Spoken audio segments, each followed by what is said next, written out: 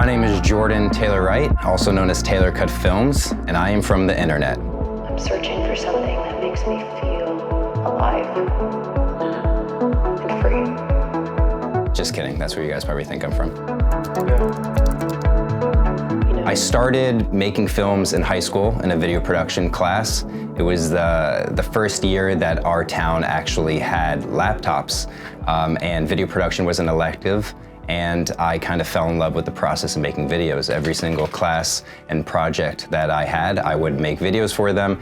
As soon as they're like, oh, you can write a paper, you could do a PowerPoint or make a video, I was making a video. It was actually got to the point where I would make my friends' homework assignments for them because I wanted to make videos. I went to film school. I went to school in Towson in Maryland, majored in film and business and studied psychology. And I quickly learned that you can present the way you think and see the world through a lens.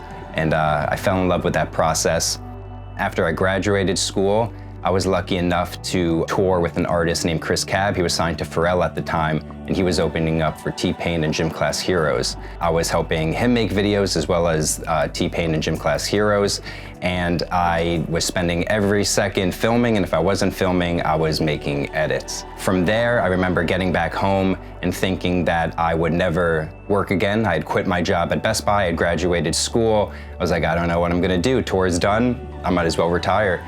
And then a week later, actually, I got a text saying, are you free to film? We're looking for a good videographer in New York. I responded saying, yes, do you mind me asking if it's a paid gig? And they said, laugh out loud, yeah, it's filming Usher. I filmed him starring in an off-Broadway show for about 3 days, and the next day they were like, what are you doing tomorrow? I was like, I got no plans. Like, well, why don't you come to Saturday Night Live and you can film Saturday Night Live? I said, sounds good. And they're like, what are you doing tomorrow? And I said, oh, I got no plans. They're like, well, we're going to Vegas. We got the Billboard Awards. Why don't you come to Las Vegas? And I was like, all right, sounds good. And I remember being in rehearsal, having not slept for about 4 days, and his day-to-day manager said to me, call your family and tell them you're not gonna be home for a while. I said, sounds good to me. And that led to about a 3-year endeavor. It started with first like doing BTS, and then making videos for his albums, and then album artwork, and then documentary, and then music videos, and then social media, just anything visual and creative, we were doing it together. And it was amazing, and from that process, I got to meet amazing other artists like Justin Bieber. I ended up moving to LA from New York after about 3 years, and I moved into a building, this building. And the same day I moved in was the day that Logan Paul moved in. Rudy Mancuso was living here, King Batch, Amanda Cerny, a bunch of talented artists from the internet. And they were making, believe it or not, 6-second videos. And I had come from a world of making longer videos than that, but basically just knowing how to translate life into a video form. And I started working as a creative director for a company called Shots, and it at the time was a social media app. And then I helped transition it into a studio where we got to make amazing longer form content for comedians and different online creators, and it became Shot Studios. We're making videos like Awkward Puppets and different things of that nature, but I really got tied into the power of being able to make videos on the internet and showcase who you are and telling stories through the internet. Yeah, to this day now, I still do that. It's a bit longer form and sometimes more meaningful projects. I still do music videos, commercials, working on films. I've gotten the ability to work with amazing artists like the Chainsmokers doing the Closer video, Will Smith, brands such as like Marvel and Audi. It's all been amazing.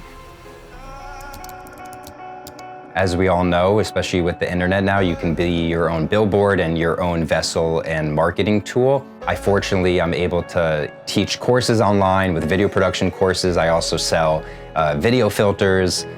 I have my YouTube channel where I have my longer form content, and a lot of people find me through Instagram. So having a link where not only can all of your sites live so people can see those filters and those sound effects and those other videos, but also that stylistically looks cool and you can customize it to look the way you want to, have custom thumbnails.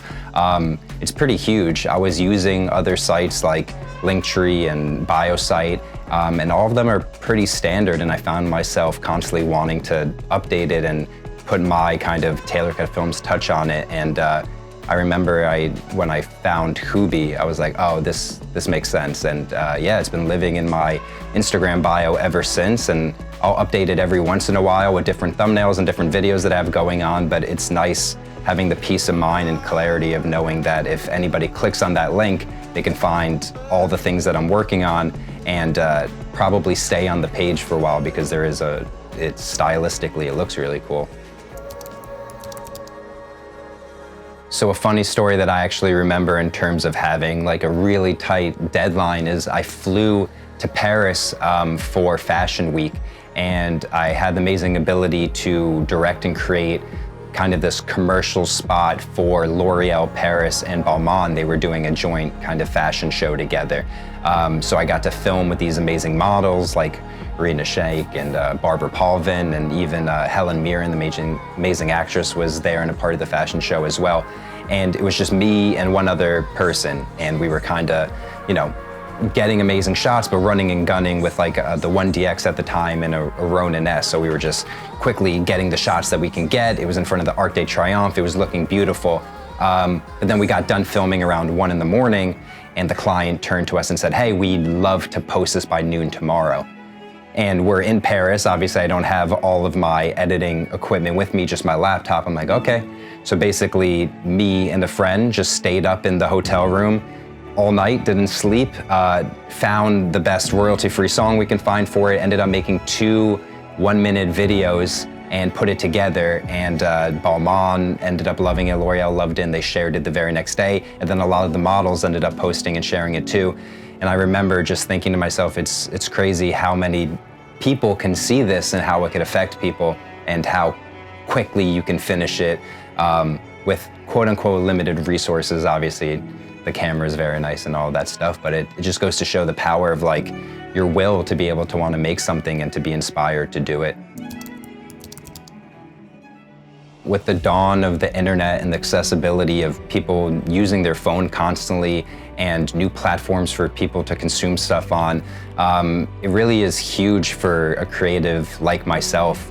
It's funny, I kind of got programmed to, like I said, when I was touring, I would film every day, and then that night I would make an edit, so that way there can almost be like a show recap or a recap of what that city felt like. And I didn't realize that was kind of preparing me for the way that society has become today, where it's like, you go out and you're experiencing something with your friends, or you go to a meaningful event, or you go to a place that you find is beautiful, and then you think and you find a way of how to take that experience and that feeling and package it into something that could be tangible, like a video, and putting music behind it and trying to express like, hey, what did this feel like while I was there, and like, how do I see it through my eyes? And then hopefully when you share it, it can then relate to other people and they feel inspired to do the same. And now with the internet, there's so many different avenues and how to do it. It almost gives you like a template. Like Vine was 6 seconds. It's like, how do I make this vertical in 6 seconds, which is still engaging? And then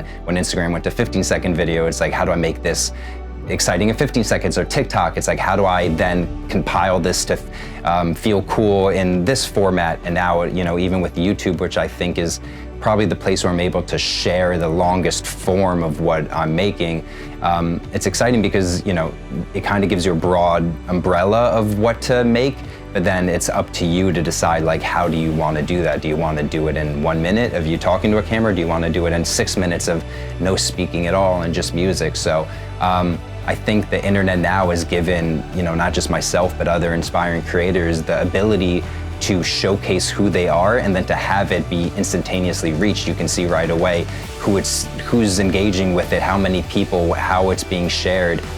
So yeah, I think it's incredible. And on that note, I just kind of hope anyone that is watching this or that wants to be a creator, don't try to recreate exactly what you see from other people, but like tune into how it allows you to feel, and then take that feeling and then show it through your lens. Because the cool thing is we all have a voice and we all have something inspiring to say. Just have the faith and ability to do it, and then just be inspired. And the moment you don't feel inspired, don't force yourself. You know when it feels good. If it gives yourself goosebumps, it's probably going to give another person goosebumps as well. So do the stuff that makes you feel inspired.